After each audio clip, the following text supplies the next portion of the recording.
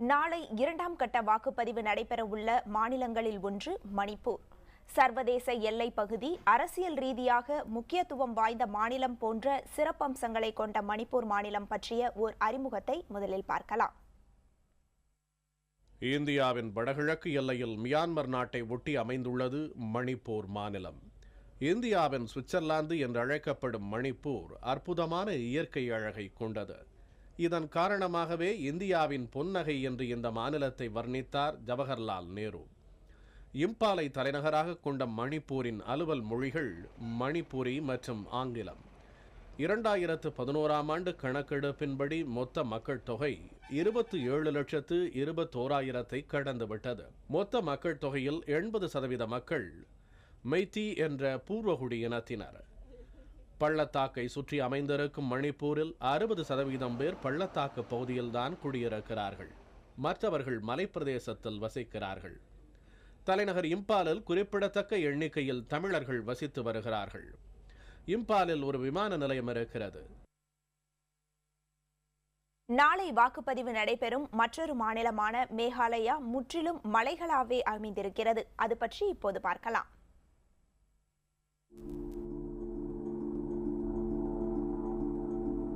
அஸ்ஸாம் மாநிலத்திற்கும் வங்கதேச நாட்டுக்கும் இடையே மலைப்பாங்கான பகுதியில் அமைந்துள்ள மாநிலம்தான் மேகாலயா. உலகில் அதிக அளவில் மழைப்பொழிவை பெறும் பல இடங்கள் இந்த மாநிலத்தில் அமைந்துள்ளதால் வருண பகவானின் நிரந்தர அருள் மேகாலயாவிற்கு கடந்த பல ஆண்டுகளாகவே கிடைத்து வருகிறது.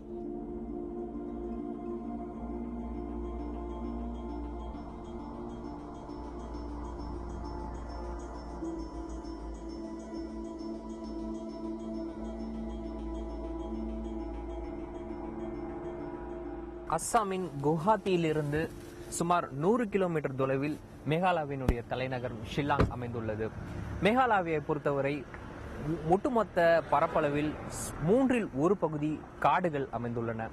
மேகாலயாவில் இது போன்றதொரு சிறு சிறு ஏரிகள் பெரிய அளவில் காணப்படுகின்றது.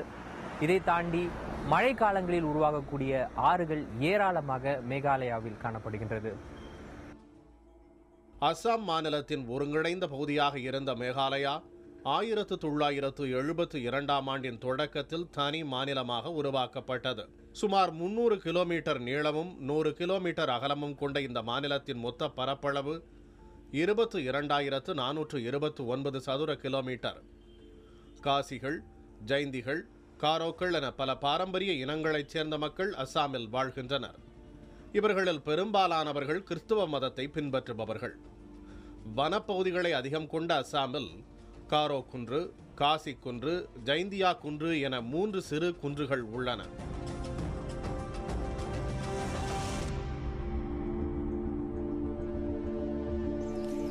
காசி மலைப்பகுதி, காரோ மலைப்பகுதி, ஜெனிட்டியா மலைப்பகுதி ஆகிய 3 மலைப்பகுதிகளை உள்ளடக்கியதுதான் மேகாலயா மாநிலம். இதில் காரோ மலைப்பகுதி என்பது மாநிலத்தில் மிகவும் பின்தங்கிய ஒரு பகுதி என்று கூறப்படுகிறது.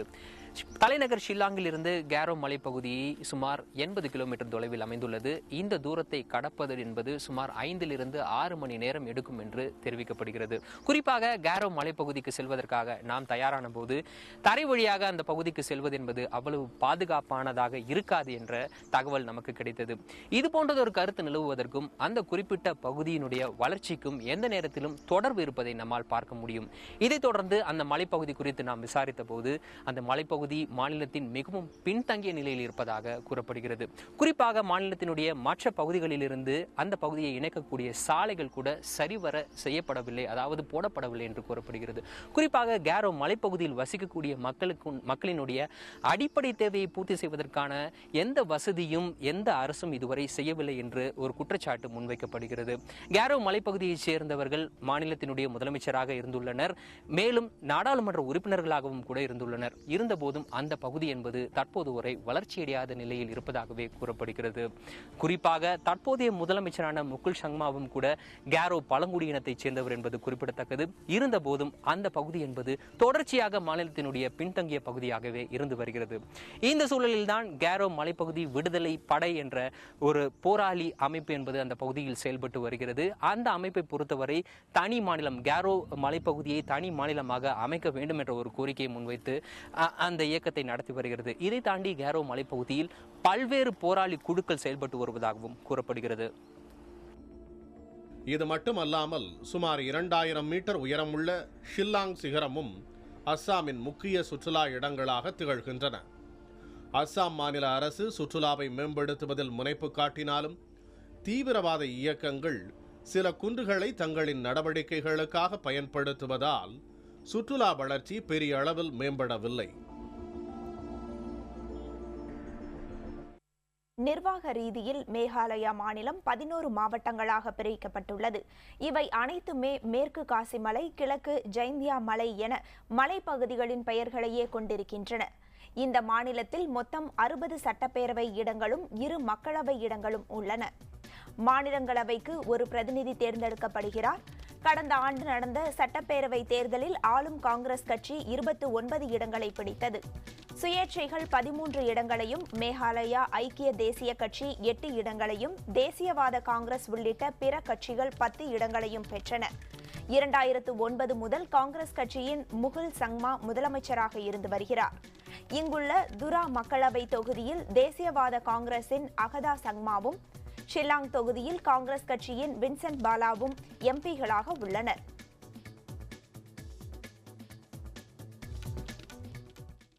மக்களவைக்கு வடகிழக்கு மாநிலங்களில் 6 தொகுதிகளில் இன்று 2ஆம் கட்ட தேர்தல் நடைபெற்று வருகிறது. அதன்படி அருணாச்சல பிரதேசத்தில் உள்ள 2 தொகுதிகளிலும் வாக்குப்பதிவு தொடங்கியுள்ளது. அதேபோல் மேகாலயாவில் உள்ள 2 தொகுதிகளிலும் தேர்தல் நடைபெற்று வருகிறது. இங்கு வாக்குப்பதிவுக்கென 2562 சாவடிகள் அமைக்கப்பட்டிருக்கின்றன.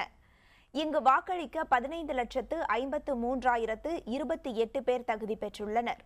காலை 7 மணிக்கு தொடங்கிய வாக்குப்பதிவு அமைதியான முறையில் நடந்து வருவதாக தகவல் வெளியாகியுள்ளது. மேலும் மணிப்பூர் மற்றும் நாகாலாந்தில் தலா 1 தொகுதிகளிலும் மக்களவை தேர்தலுக்கான வாக்குப்பதிவு நடைபெற்று வருகின்றன. நாகாலாந்தில் தேர்தலுக்கென 2059 வாக்குச்சாவடிகள் அமைக்கப்பட்டுள்ளன. இன்று தேர்தல் நடைபெறும் 6 தொகுதிகளிலும் பலத்த பாதுகாப்பு போடப்பட்டிருக்கிறது. மக்களவை தேர்தலுடன் அருணாச்சல பிரதேச சட்டப்பேரவைக்கும் தேர்தல் நடைபெற்று வருகிறது. 60 தொகுதிகளை கொண்ட அந்த மாநில சட்டப்பேரவைக்கு 11 தொகுதிகளில் காங்கிரஸ் வேட்பாளர்கள் போட்டியின்றி ஏற்கனவே தேர்வு செய்யப்பட்டுவிட்டனர். அவர்களில் ஆளும் காங்கிரஸ் கட்சியின் முதலமைச்சர் நபம் துகியும் ஒருவராவார். எஞ்சிய 49 தொகுதிகளுக்கு ஒரே கட்டமாக தற்போது வாக்குப்பதிவு நடைபெற்று வருகிறது.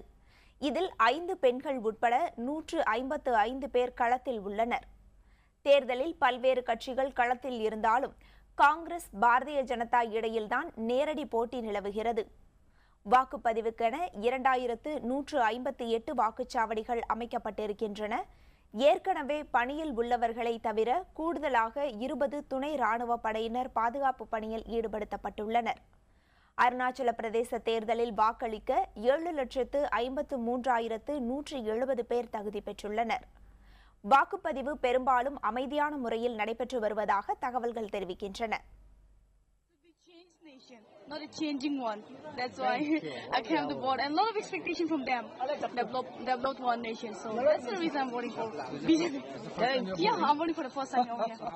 जिसको भी बीजेपी, कांग्रेस जिसको भी बनाओ, कुछ मिलने वाला नहीं है हम लोग. अभी भी हम लोग अपना डेमोक्रेसी का स्वतंत्र जो हम लोग अपना ये डेमोक्रेसी के नियम में हम लोग वोटिंग कर रहे हैं. नहीं तो उन लोग को हम कुछ भी नहीं चाहिए. மக்களவை மற்றும் சட்டப்பேரவை தேர்தல் நடைபெறும் அருணாச்சல பிரதேச மாநிலம் குறித்து இப்போது பார்க்கலாம்.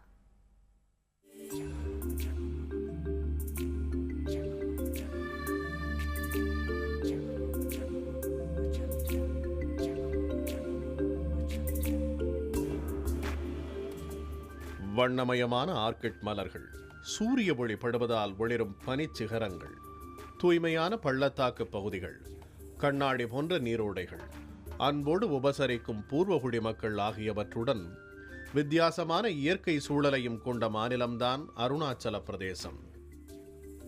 சூரியன் உதிக்கும் பூமி என்று அழைக்கப்படும் அருணாச்சல பிரதேசத்தின் பெரும்பாலான பகுதிகள் இமயமலை பகுதிகளால் சூழப்பட்டிருக்கிறது. சியாங், சுபன்சிரி, கமேங், திரப் மற்றும் லோஹித் என 5 ஆற்று பள்ளத்தாக்கு பகுதிகளாக அருணாச்சல் பிரிக்கப்பட்டுள்ளது. 1987 ஆண்டின் தொடக்கம் வரை அஸ்ஸாம் மாநிலத்தின் ஒரு பகுதியாக விளங்கிய அருணாச்சல பிரதேசத்திற்கு 1987 பிப்ரவரியில் தனி மாநில அந்தஸ்தை இந்திய அரசு வழங்கியது. ஈட்டா கோட்டை என்று அழைக்கப்படக்கூடிய இந்த கோட்டை தலைநகர் ஈட்டா நகரிலே அமைந்துள்ளது. இந்த கோட்டை யாரால் கட்டப்பட்டது என்பதற்கான ஆதாரம் கிடையாது. இருந்தபோதும் இது 14ஆம் நூற்றாண்டில் கட்டப்பட்டிருக்கலாம் என்று கூறப்படுகிறது. அருணாச்சல பிரதேசத்தினுடைய நவீன காலத்திற்கு முந்தைய வரலாற்றை கூறுவதற்கான எந்த ஆதாரமும் கிடையாது. இருந்தபோதும் மகாபாரத இதிகாசத்தின் அடிப்படையில் கிருஷ்ணருடைய மனைவி ருக்மணி அருணாச்சல பிரதேசத்தை சேர்ந்தவர் என்று கூறப்படுகிறது. இதன் அடிப்படையிலேயே இந்திய வரலாற்றுடன் அருணாச்சல பிரதேச வரலாறு இணைக்கப்படுகிறது. 2011ஆம் ஆண்டு கணக்கெடுப்பின்படி இங்கு 13,82,000 மேற்பட்டோர் வாழ்கின்றனர். ஒரு சதுர கிலோமீட்டர் பரப்பளவுக்கு 17 பேர் என்ற அளவில் மக்கள் தொகை இருப்பதால் குறைந்த எண்ணிக்கையிலான மக்கள் வாழும் மாநிலங்களில் ஒன்றாகவும் அருணாச்சல் திகழ்கிறது. இந்தியாவில் காணப்படும் ஆர்கிட் மலர் வகைகளில் பாதிக்கும் மேற்பட்டவை இந்த மாநிலத்தில்தான் உள்ளன. இவற்றை பாதுகாக்க orchid research and development station என்ற ஆராய்ச்சி மையத்தையும் அருணாச்சல் மாநில அரசு அமைத்துள்ளது. இது தவிர இட்டாநகர் உட்பட பல்வேறு இடங்களில் மாநில வனத்துறையால் ஆர்கிட் மலர் பராமரிப்பு மையங்களும் செயல்படுகின்றன. வண்ண ஓவியம் போன்று அருணாச்சல பிரதேசம் முழுவதும் ஆர்கிட் மலர்கள் நிறைந்துள்ளன.